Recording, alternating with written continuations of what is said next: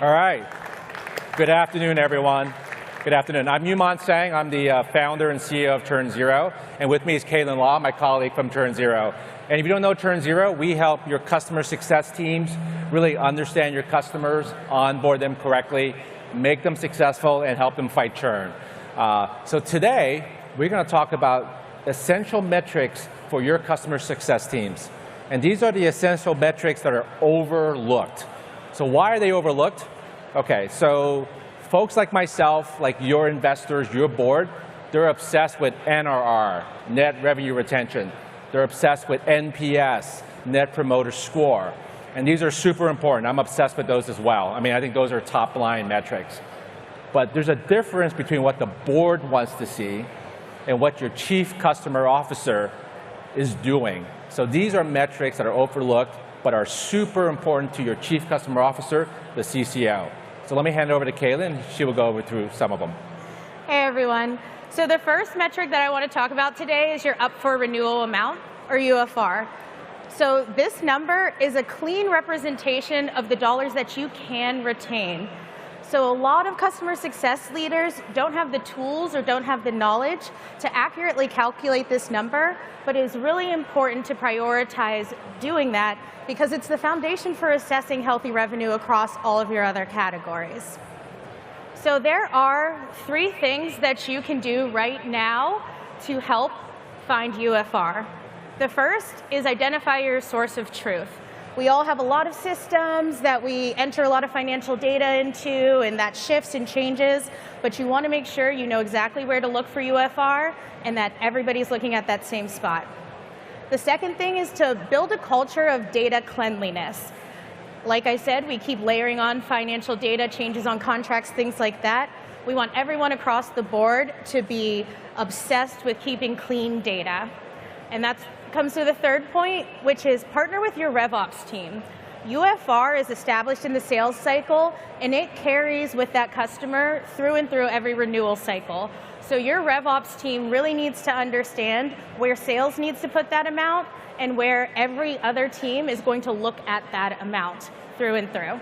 Now, the interesting thing about UFR is, look, it's an obvious metric. Everyone needs to know it. The reason why we think it's overlooked is that the majority of CS teams don't know how to calculate it. So fix that, calculate it, and you'll be able to run a much smoother team. Yep, keeping it rolling on revenue metrics. The next is gross revenue retention, or GRR. So this is really important to talk about because a lot of younger customer success organizations really focus on NRR, their net revenue retention, as the primary goal. But GRR is really sacred because it's what you use to assess whether the customers that you originally sold to are willing to continue that same spend with you cycle over cycle. GRR can also be really informative and insightful when you look at it next to your logo retention. Did you lose one major customer, or did you lose a lot of nickel and dime customers? So looking at those next to each other is really great. So calculating GRR, don't be daunted by the math formula. I'm not going to math at you right now. But there are only 3 data points that you really need to calculate your GRR. And those are the recurring revenue in that period, the total amount of churned revenue, and the total amount of downgrades or contractions in that period. So there are 3 things that you can do right now in order to create a better GRR. The first is ask yourself, are we spending enough on our customer success department?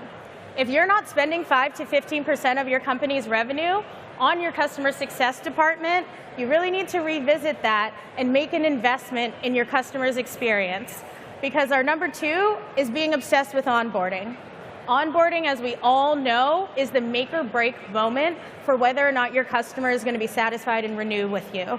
So making sure you're investing in CS, and CS is owning onboarding that impacts every single account, is major to making sure that your GRR stays intact. And that brings you to the third point of investing in process. You need to invest in process to maintain your GRR, because when you define your customer life cycle and you can successfully guide a customer through the life cycle you've defined, your GRR should naturally maintain. there's a couple things about GRR. One's pretty unfair, right? So GRR, if your customer shrinks with you, it hurts your GRR. Turns out if your customer expands with you, you don't get credit for it, right? So it's a limiting metric. It's often in the 80s and 90s. It can't be over 100. So it's kind of a punishing metric. But it's a really good metric. Like, for most of us, we focus on NRR, net revenue retention. That includes upsells, cross-sells, expansion.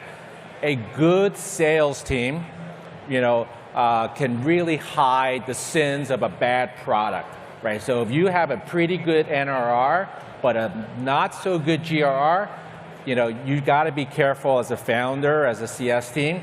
That means that your ability to do business is very, very strong, and maybe your ability to service your customer is weak, maybe your product is weak. So that's where GRR is really important, is your product and your service doing well? So focus on GRR for that. Absolutely. So that takes us to our third metric, which is customer satisfaction score, or CSAT. And yes, I do mean CSAT and not NPS. Because this type of survey, it's extremely dynamic. You can meet your customer where they are in the customer life cycle. So it's giving you very intimate knowledge of their experiences with your team and with your defined process. So you can collect feedback at very specific moments, like when implementation is complete, when they close a support ticket, or if you do bespoke projects, getting feedback right on that. It's really easy to measure CSAT on a scale of 1 to 5. Just ask right away, because there are 4 things that I'm going to tell you about CSAT that are going to help you use this data effectively. The first is to be timely with the ask. As soon as that activity is done, send out this survey. And then act quickly on what the survey results are.